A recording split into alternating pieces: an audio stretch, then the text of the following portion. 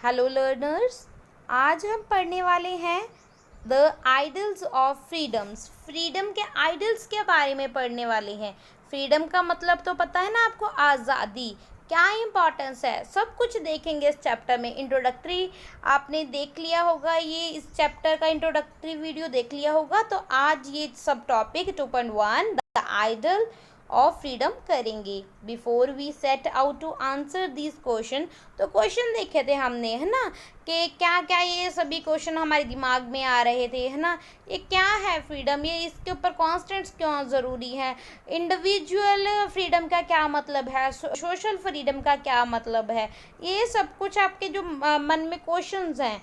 तो भाई ये देखो, उसके आंसर भी हमें मिलेंगे। Let's stop for a movement and consider this. थोड़ा सा समय के लिए स्टॉप हो जाइए, आज सोचिए, कंसीडर कीजिए the autobiography of one of the greatest person of the 20th century. 20th century के one of the greatest person Nelson Mandela, उनकी ऑटोबायोग्राफी है, स्वय जीवनी है। ऑटोबायोग्राफी क्या होती है, जब कोई पर्सन अपनी लाइफ के बारे में, अपनी एक्सपीरियंसेस को लिखता है तो उसको ऑटोबायोग्राफी कहते हैं। किसकी ऑटोबायोग्राफी की बात कर रहे हैं, नेल्सन मंडेला। क्या नेम है, लॉन्ग वॉक टू फ्रीडम, ये उनकी ऑटोबायोग्राफी है। In this book he talks about his a personal struggle against the apartheid regime in a south Africa. तो भाई इसमें वो बताते हैं कि किस तरीके से उन्होंने संघर्ष किया।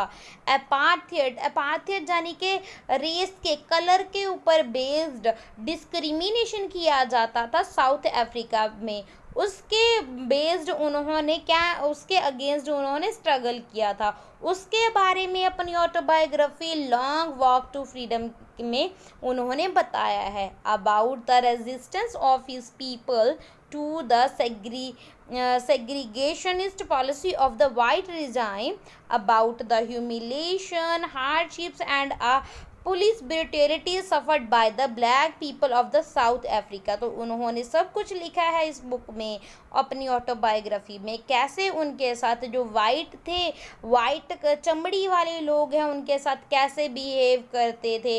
उनके लिए अलग पॉलिसीज बनाई जाती थी, वाइट के लिए अलग, ब्लैक के लिए अलग, यानी कि सभी को ह्यूमन बींग नहीं मानते थे, है ना। तो क्यों भाई, ह्यूमन बींग है, वाइट के लिए अलग और ये इसके लिए, ब्लैक के लिए अलग पॉलिसीज बनाई जाती थी। मगर बहुत सभी उन्होंने हार्डशिप्स, जो पुलिस है कैसे उनके साथ ब्रूटैलिटी दिखाती थी, कितना सफ़र करना पड़ा था साउथ अफ्रीका में जो ब्लैक कलर के लोग हैं उनको। These ranged from a being a bundled into a townships and a being denied easy movement about the country to being a denied a free choice whom to marry। तो क्या भाई इसमें उनको यानी कि फ्रीली मूवमेंट नहीं थी कि कहीं पे भी वो आ जा नहीं सकते थे अपनी मर्ज़ी से, क्या जी, और उनको ये भी मना किया गया था कि वो अपनी मर्ज़ी से शादी भी नहीं कर सकते थे। कलेक्टिवली, अगर सामूहिक तौर पे देखा जाए, such measures a constitution a body of a constant imposed by the apartheid regime that discriminated between a citizen based on their race. तो ये देखो, इसमें हम ये देख सकते हैं, ये जो कॉन्स्टिट्यूएंट्स हैं, ये जो बॉडी है जो लॉ बनाती है, वो डिस्क्रिमिनेशन करती है। किस बेस पे, रेस के बेस पे डिस्क्रिमिनेशन करती है, ठीक है, भेदभाव करती है। For Mandela and his colleagues it was the struggle of against such injustice constants. तो क्या भी जो नेल्सन मंडेला जी थे वो बोलते हैं अपनी इस बुक में कि ये जो उनकी स्ट्रगल है, और उनके साथ जो उनके साथी थे वो बोलते हैं वो उनकी स्ट्रगल है अगेंस्ट ये जो अनजस्टिस कॉन्स्टेंट्स हैं, ठीक है, जो ये नाजायज़ पाबंदियां लगाई गई हैं उनके खिलाफ उनका ये संघर्ष है।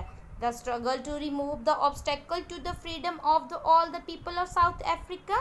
तो क्या है, वो रिमूव करना चाहते हैं जितनी भी पाबंदियां हैं फ्रीडम में। किसकी फ्रीडम में, साउथ अफ्रीका के लोगों में, नॉट जस्ट द ब्लैक, ऐसा नहीं कि सिर्फ ब्लैक, और भी जो कलर्ड हैं लोग, बट ऑल्सो द वाइट, कई कई बार तो जो वाइट पीपल हैं उनको साथ भी होता है, ऑब्स्टेकल्स आती हैं उनकी फ्रीडम में। That was the long walk to freedom. तो ये सब कुछ उन्होंने बताया है, लॉन्ग वॉक टू फ्रीडम, यानी कि लंबी लंबी यात्रा है उनकी फ्रीडम के लिए। एक कलर के लिए नहीं, सभी के लिए चाहते हैं वो, ठीक है, सभी को, ह्यूमन बीइंग है ना, we are all human being, that's why, तो सभी को बराबर का अधिकार मिलना चाहिए। ओके, ये देख सकते हो, ये कवर पेज है, ये है Nelson Mandela ji. For this freedom, Mandela spent 28 years of his life in jail. भाई 28 कितने इम्पॉर्टेंट, ये देखो कितना लंबा अरसा उन्होंने जेल में बिताया है सिर्फ फ्रीडम के लिए। फ्रीडम के लिए तो मरने मिटने के लिए तैयार हो जाते हैं। देखिए इम्पोर्टेंस फ्रीडम की, देखिए ये जो नशा है फ्रीडम लेने का, है ना। 28 years ऑफ हिज लाइफ उन्होंने जेल में स्पेंड किए, often in a solitary confinement. Okay, imagine what is meant to give up one's youth for an idol, to volunteer give up the pleasure for a talking with one's friend, of a playing one's favorite game. Mandela loved boxing, of a wearing one's favorite clothes, of listening to one's favorite music, of enjoying a many festivals that are a part of one's life. देखिए भाई 28 years में उन्होंने क्या क्या घुमाया, है ना।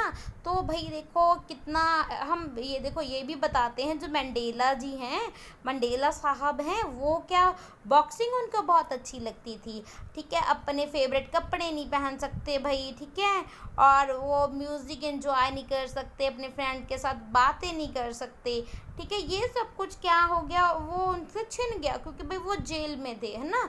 जो इतनी जो, अब देखो हमें आज़ादी है, हम अपनी मर्ज़ी से कुछ भी खा सकते हैं, पहन सकते हैं, आ जा सकते हैं, मगर जब कोई जेल में होता है तो ये उनके ऊपर पाबंदियाँ लगा दी जाती हैं। तो भाई उनको एक ही कमरे में रहना पड़ता है, काम करना पड़ता है, नो एंटरटेनमेंट, ओनली वर्क, है ना, और जानी के बदतर ज़िंदगी होती है ना। Imagine, give all these up and are choosing instead to be locked up alone in a room. तो देखिए क्या होगा वो फ्रीडम का नशा, ये सब कुछ छोड़ दिया, सब कुछ छोड़ दिया और चूज़ किया कि अकेला रह लेगा वो एक रूम में, लॉकअप में, not knowing when one would be released, कब उसकी उनको रिहाई होगी, only because one campaigned for the freedom of the people. भाई ये इतना क्यों कर रहे थे, क्योंकि वो चाहते थे फ्रीडम लोगों के लिए, इसलिए वो उनको ये भी सहना मंजूर था। For freedom Mandela paid a very high personal price, तो जाने कि बहुत हाई पर्सनल, अपनी ज़िंदगी के 28 ईयर्स उन्होंने सलाखों के पीछे, ज़िंदगी के बहुत कीमती समय उन्होंने जेल में बिताया है, ठीक है, only because of freedom. Do only great men and a woman fight for a great principle like freedom? What does this principle mean to? ये देखो कि ये देखो भाई, जिसमें होती है ना कि हमने करना है, हमें फ्रीडम चाहिए, जिसको पता है ना वही ये करेगा, है ना। नाउ टेक अनदर केस, तो भाई अब हम और केस देखते हैं। अब तो नेल्सन मंडेला का केस देखा है हमने, ये साउथ अफ्रीका की कहानी है। अब देखिए another case, Gandhi ji thought on non-violence have been a source of inspiration for Aung San Suu Kyi as she remained under a house arrest in Myanmar, separated from her children, unable to visit her husband when he was dying of a cancer, because she feared that if she left Myanmar to visit him in England, she would not be able to return. देखिए important है ये, और case है। गांधी जी का जो thought था, गांधी जी का क्या थॉट था, गांधी जी नॉन वायलेंस में बिलीव करते थे। नॉन वायलेंस यानी कि किसी को नुकसान नहीं पहुंचाना, फिजिकल हार्म नहीं पहुंचाना। अगर हमने कुछ भी किसी के अगेंस्ट करना है तो नॉन वायलेंस तरीके से करिए, ठीक है। तो ये है बिना सोच, तो ये गांधी जी के ये नॉन वायलेंस से ही प्रभावित होकर, उनसे ही ये इंस्पिरेशन लेकर, ये देख रहे हो ना, ये देखो, ये है ऑंग सान सुकी। ऑंग सान सुकी ये क्या है? She remained under house. तो भाई ये घर पे ही रहती है, अंडर हाउस रहती है। कहाँ पे? म्यांमार में। अपने बच्चों से दूर, अपने पति से नहीं मिल सकती, चाहे उसका जो पति है वो कैंसर से मर रहा है। क्यों? क्योंकि उसको डर है कि अगर उसने म्यांमार को छोड़ दिया, म्यांमार को पता है हमारा पड़ोसी देश है ये, है ना, to visit him in England. तो अगर भाई Myanmar to visit him in England, अगर वो उसको डर था कि वो म्यांमार जाएगी और इंग्लैंड को छोड़ेगी और इंग्लैंड जाएगी, तो भाई वो दोबारा नहीं आ पाएगी। उसका ये था। ये देखो ऑंग सान सुकी जी हैं ये। Okay, Aung San Suu Kyi saw her freedom as a connected to freedom of her people. तो ये जो ऑंग सान सुकी जी हैं, ये जो फ्रीडम है वो देखती हैं, कनेक्ट करती हैं अपनी फ्रीडम को लोगों की फ्रीडम के साथ। उनकी बुक है, her book of essays bears the title freedom from fear.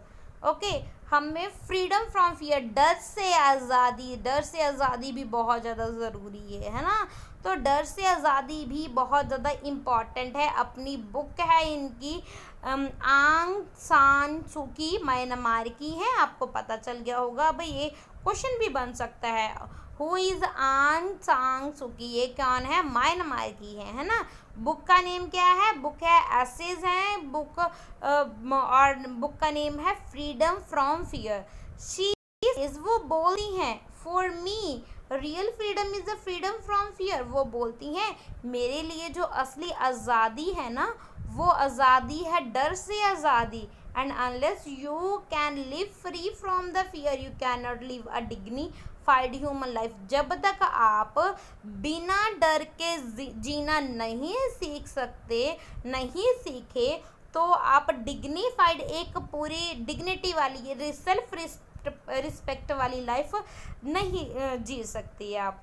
These are a deep thoughts that leads us to a pause and consider these their implication। तो ये उनके जो बहुत गहरे विचार हैं, यही हमें लीड करते हैं। इन्होंने ही हमें लीड किया है, पॉज करने के लिए लीड किया है कि भाई हाँ जी, हमें फ्रीडम मिल गई है। अगर हमें डर ही लगता रहेगा ना, तो भाई हम आगे नहीं बढ़ पाएंगे। डर से आज़ादी भी बहुत ज़्यादा ज़रूरी है। डरना मत, डरो। मेरे अकॉर्डिंग डरना है तो सिर्फ एक उस परम पिता परमात्मा से डरना चाहिए, उस गॉड से, उस अल्लाह से, उस वाहिगुरु से, सिर्फ उसी से डरना चाहिए जिसने हमें बनाया है। बाकी तो दुनिया से डरना नहीं चाहिए, उसी के सामने सिर झुकाना चाहिए, है ना, क्योंकि हमें उन्होंने बनाया है ना। बाकी हम सभी इक्वल हैं, ठीक है। मेहनत कीजिए, सभी हम आगे जाने वाले हैं। बस मेहनत की ज़रूरत है और उस परमात्मा की मेहर की ज़रूरत है हमें, है ना। We must not her word suggest be afraid of the opinion of other people. तो भाई ये वो बोलती हैं, हमें कभी भी, उनके वर्ड्स हैं आंग सान सुकी जी के, कि हमें दूसरे लोगों के ओपिनियन से नहीं डरना चाहिए कि भाई लोग क्या कहेंगे। अब ये है ना, हमें भाई लोग क्या कहेंगे, इससे तो भाई हमें बाहर निकलना ही होगा, इस डर से कि भाई अगर मैंने ये कर दिया तो लोग क्या कहेंगे, ठीक है। मगर भाई करो, ऐसा करो कि किसी का मन ना दुखे, आपके माता पिता का मन ना दुखे, है ना। आप काम करो, ऐसा काम करो कि आपके माता पिता का मन ना दुखे, ठीक है। आप किसी का बुरा ना करो, ठीक है। अगर आप चाहते हो ना आपका भला हो, मगर वो भला भला नहीं होगा अगर आप किसी का बुरा करके अपना अच्छा कर रहे हो, है ना। अगर आप चाहते हो भाई दूसरे का भी अच्छा हो, हमारा भी अच्छा हो, है ना, तो ठीक है।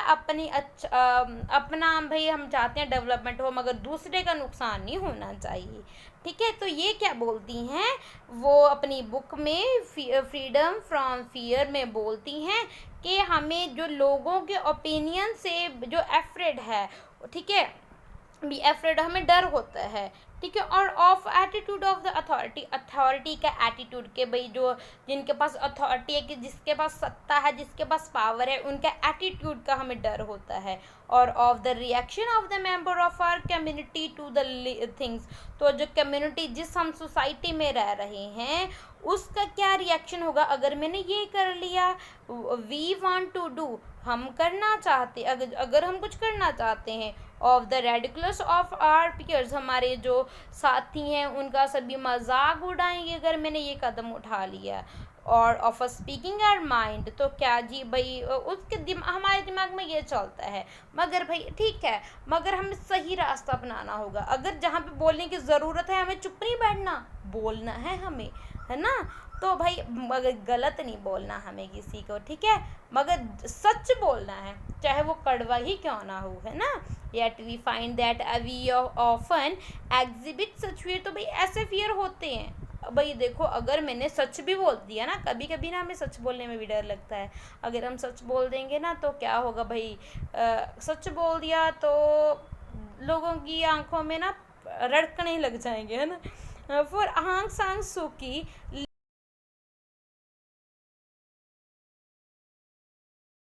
तो वो बोलती हैं, आंग सांग सुकी जी बोलती हैं कि भाई अगर हमें एक सेल्फ रिस्पेक्ट के साथ जीना है अपनी लाइफ में, तो ज़रूरी है ये जो सभी फियर हैं, ये सभी डर हैं, इनसे हमें ओवरकम करना पड़ेगा, इनसे छुटकारा, इनसे ऊपर उठना पड़ेगा हमें। Okay, from these two books of Nelson Mandela and Aung San Suu Kyi, we can see the power of the idol of a freedom। तो भाई ये नेल्सन मंडेला साउथ अफ्रीका के हैं, जो आंग सान सू की जो कि म्यांमार की हैं, इन दोनों की बुक्स में से हमें क्या पता चला है, we can see the power of the ideal of freedom.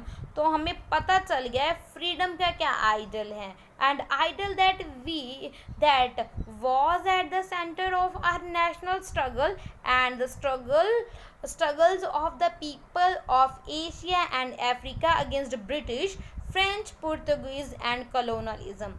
तो भाई ये इन्हीं के आइडल से जो नेशनल स्ट्रगल्स हुई हैं, है ना, तो ये हम सब कुछ देख सकते हैं।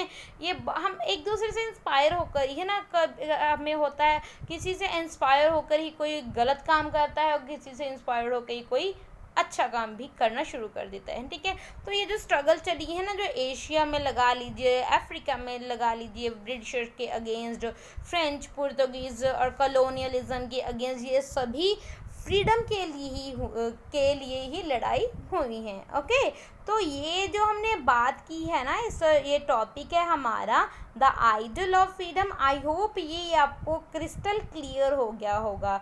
तो पढ़ते रहिए, अच्छे काम करते रहिए, ठीक है। Thank you and God bless you.